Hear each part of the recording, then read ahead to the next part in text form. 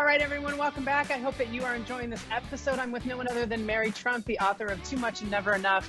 She happens to be Donald's niece, but beside that, she's also an incredible activist. She is part of our family in the LGBTQ community, and you're just a kick-ass woman. Your book is phenomenal. I do want to shift away from that. You've done so many interviews on it, and people can see clips of that everywhere. I would love to know how you see the family dynamic with your grandfather and the 5 children. Clearly, his namesake, Freddie, he wanted to go there first. And when your dad was basically like, this is not what I want to do with my life, he switched over to Donald and realized that Donald was wanting to impress him, malleable, could make him the figurehead of the company. So now I think about the Trump children, Donald Trump's children now, Ivanka, Junior, Eric, Tiffany, if that even comes into play. Barron, I'm going to leave out of this because he has nothing to do with this and he should still be protected. Who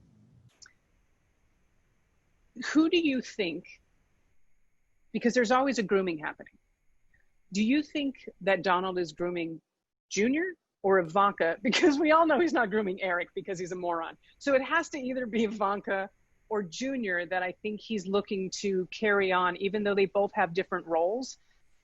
Do you feel like that which one of those children that if Donald had to pull out and say, you're the one leading this, that he would? I honestly don't think that's happening. Really? I'll tell you why. Please. First of all, I mean, I'm not saying it's probably happening within the Republican Party. Okay. But the idea that Donald thinks anybody is worthy to succeed him in any way is impossible to wrap my head around. So just as he and his siblings were extensions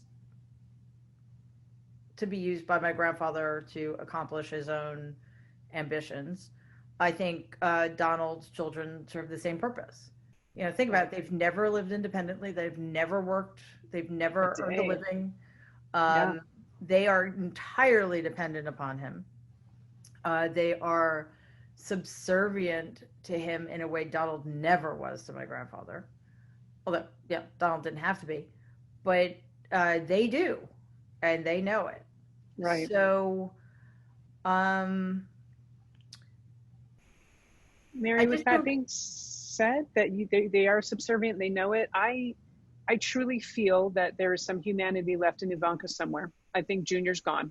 Wow. Do you think there's any humanity left in Ivanka? She looks like, when I say that, she looks terrified to me. So you're saying to me she's gone. Like there is no saving this family. No, she reminds me of my grandfather.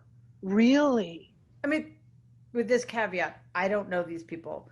Right, I know you haven't spent time. I'm asking you as someone who's watched what we know. Yeah, I'm just exactly. She reminds me of my grandfather, and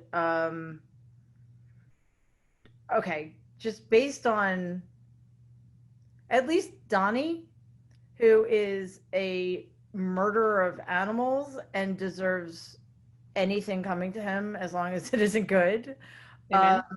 At least he's been consistent. You know, he's consistently racist and despicable and a murderer of animals, right? Right.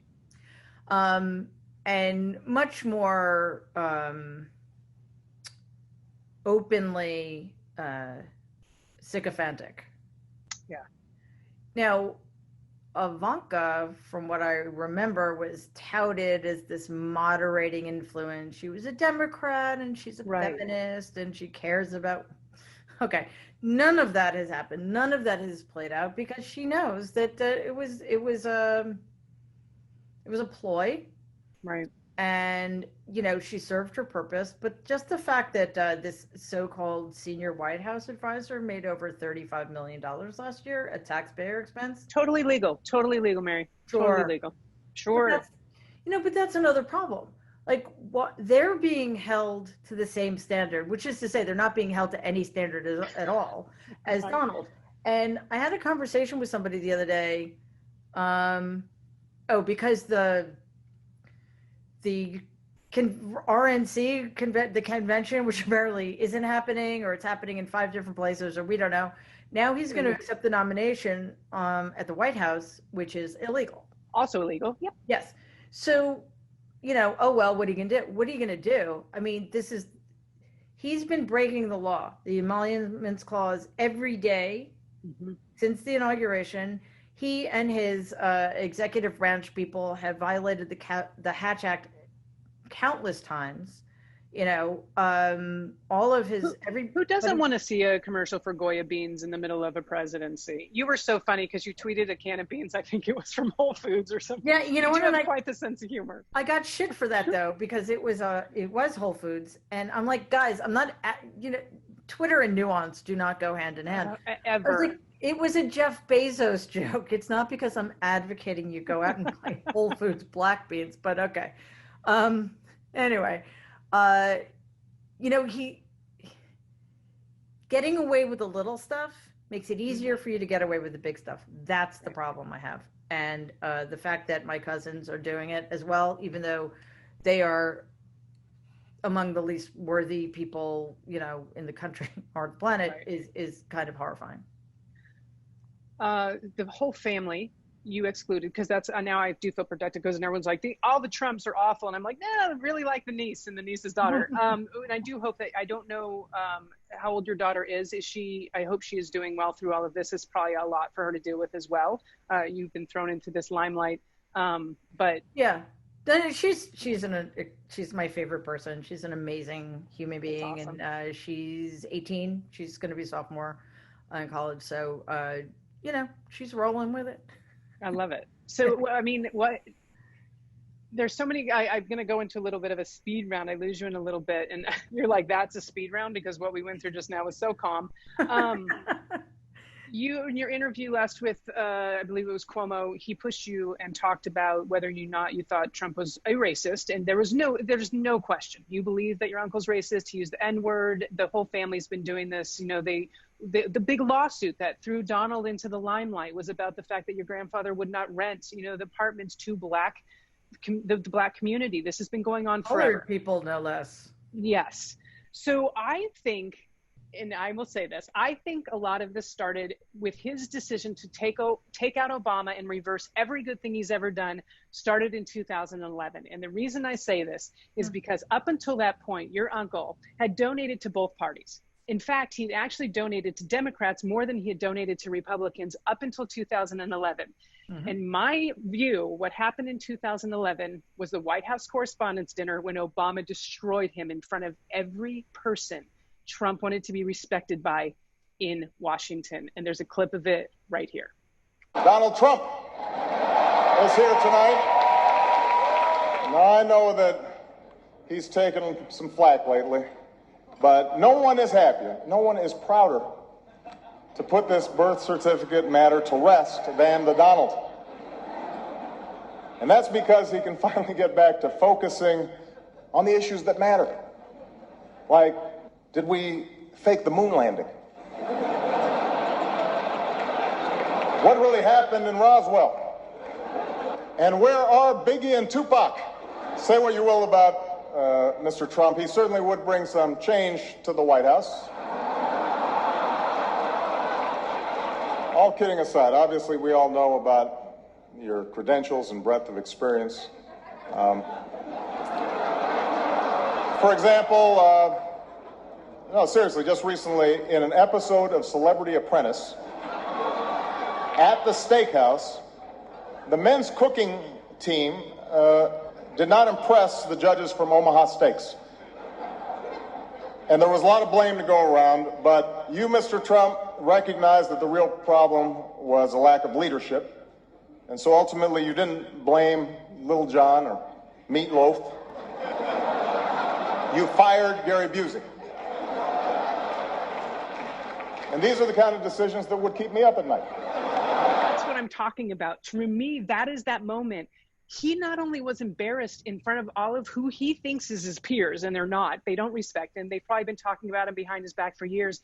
He's now embarrassed by not just any man, one of the most powerful black men in the history of this nation. And he destroyed him. From that point on, Mary, Donald didn't give one penny federally to any Democratic nominee, any Democratic politician. There was only $8,500 donated to states races since then, but that was the moment it switched. Do you know when he decided to run for president and what I think is basically like, I'm going to show that black man that I'm better than him. That's to me what this whole thing has been about. Guy? Yeah. The most powerful black man in the history of this country and the most powerful person on the planet at that time. So yeah, I agree with you completely. What I would say though is that it was a huge strategic error on Obama's part. And I don't mean this retrospectively, because no kidding, you know, but I mean, even at the time, I remember thinking, why are you giving him attention? Yeah. Why are you yeah, you're mocking him, but why are you elevating him in that way? Right. You know, he deserves to be, why was he even there? He should have been ignored. He should not have been spoken of in any way, shape, or form, because to me, that's just like lowering the discourse in a way that it should not be lowered. So I was mystified and really unimpressed with Obama's performance. And it was also like just a lot of cheap shots. Like, it's really hard to make fun of Donald. I mean, come on. Right. It's just also bad comedy. Right. I actually enjoyed Michelle Wolf's last Oh my God. dinner much more. She was brilliant. Brilliant. Absolutely brilliant. And if she had said, instead of using the word facts, if she had said, you know, some synonym for facts that didn't sound like fat, she wouldn't have gotten any grief at all, because people are, you know, we're looking for anything to, you know. I totally agree with you. Absolutely agree with you. In the book, there's just a very short mention, and I'm curious how this is played out just throughout your life, but there's only a very short mention of your sexual orientation. You talk about how when your grandfather was dying, the family got together, and this is the first time in the book you mention it, and your Uncle Rob's wife made some flippant comment about, gonna miss some polo match in London. And the whole time you knew in your, God, it's just so disgusting. The whole time you knew in your head, you know what, fucking lady, I'm about to postpone a wedding to the love of my life. You can go fuck yourself. Like, I'm sure that's what was going through your head in that moment of like, that's exactly what was going through my head. Yep. But you talk about how your grandmother, who you had a good relationship with, it's very clear when people question that, it actually bothers me. It's very clear. I believe your grandmother loved you as much as she could. And I think it looks like you had a good relationship. You were there for her. Oh my God, we were very, very close. Yes. I thought. So, anyway. Right. But you said, and I hate this word, but I'm going to use it because I think in the gay community, this word holds a lot of weight, just like the N word in the Black community does. Mm-hmm. But you said you were worried, you hadn't told your family. And then was it Princess Diana's funeral? When Princess Di died and Elton John played, your grandmother said, I can't believe they let that faggot play at her funeral. And that was it. That was the switch for you, where you decided you were not telling your grandmother. But my curiosity is, did your immediate family know? Did anyone did you have support of your relationship at that time? Yeah, just quickly, it was actually worse than that. She said it beforehand. Like, how dare they allow him to sing at one of his closest friends' funerals and probably do the hardest thing that he's ever had to do in his life. But then after the performance, because he performed up to her standards, it was okay. Beautifully. Oh, geez. That made it worse. Okay. That made it worse for me. Anyway, no, you know, it's so boring. I didn't actually have a coming out story. I just, you know, well, let's end this interview here. I'm done with that. I mean, if there's no coming out story, we're done here. I know, I'm really, really boring.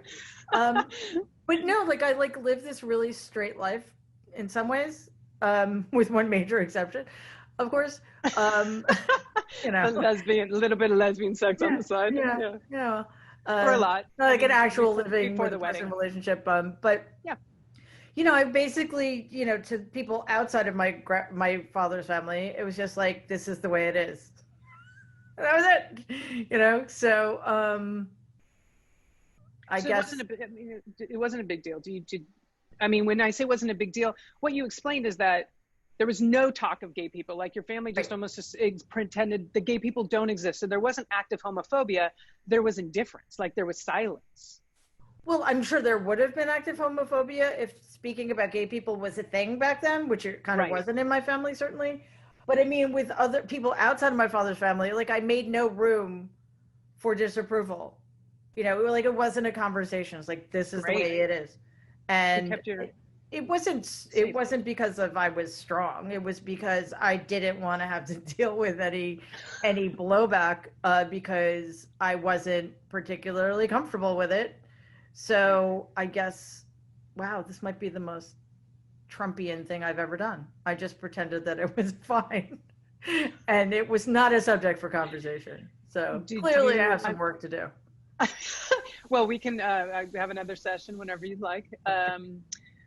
Okay, have you, just because there's a few questions, I when I posted about this on social media, I was like, if you have any questions for, Mary, that send them through. One of them was, are you single, and have you had relationship after your divorce at all? Sorry, it's so weird for me to talk about this stuff. Yes, and yes. Well, good. Your face is like. Uh-oh, you froze. Trump blush. Oh no, I froze. There you are. Am I still frozen? Okay, Yeah, I it was made a actually Trump blush, which is a awesome. great freeze frame, though. Okay, anyway, good. You're back. I think I made a Trump blush. I saw a little bit of blushing, which is fun. It's not that hard. It's good to know. So you've had a relationship. Are you seeing someone now? I mean, No. It's quarantine, so we're not knowing anybody. But no. Yeah. Okay, No. great. And nobody should be seeing anybody right now. Seriously, 6 feet away, people put on a goddamn mask, and maybe we'll get through this. And also, I live on Long Island, like the straightest town ever invented. So, my bad. I'm sure there's a lot of other lesbians sitting down saying the exact same thing to their friends in their house, going, "There's nobody out there. We're in Long Island." And so you're never going to meet up with each other. You should start a meetup that's like closeted lesbians in Long Island, or like. I need to move. Is what I need to do. We'll get you out of there. Where is your daughter at school elsewhere, or is she back home right now? No, she's home. Hopefully, she'll be going back in less than 3 weeks. Actually, Okay. It's a school in New York, so I'm feeling fairly confident that it'll be okay, assuming they handle out-of-state people properly. But yeah, God, what we've done to this generation between. Trying to kill them off with the plague and letting them be murdered in schools and destroying their planet. I mean, Jesus Christ, we have a lot to answer for. I mean, the fact that they don't just say thank you every day is beyond me. Why they're not in. Right? They're so. I know. Is it the generation? What is it? F? What are we on now? They're Z. They're Gen Z. Are they Gen Z still? Yeah. Everything that's going on. Do you think? And I don't even know if we can answer this, because I'm worried about voter suppression. I'm worried about interference. Do you think he's going to win again? Well, he didn't win the first time. Thank you for correcting me. Yep. Do you think he's going to steal this election again? Oh, he's going to try his damnedest, which is why I say, and he's going to have a lot of help, because think about all the people surrounding him who are benefiting so enormously by having this idiot in the Oval Office. Everybody, look, if half of the electorate doesn't vote, then voter suppression, gerrymandering play a much larger role than they should. Right. Everybody just fucking needs to vote. Yeah. That's it. It has to be a landslide. We need to take back the Senate. We need to add to our margin in the House. We need to focus, as we did in 2018, and flipping state legislatures.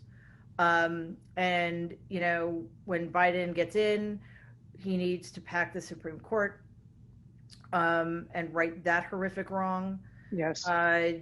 Kavanaugh needs to be impeached. I don't know. I'm just fantasy list of things. Give me. I mean, that's exactly what I was going to ask. I want the presidency. I want the Senate. I want Kavanaugh impeached, and I want Barr to get brought up on charges. I would love to see all of them pay for what they have done over the last, not just 4 years. Barr's been doing this since Iran-Contra. Like, this isn't new.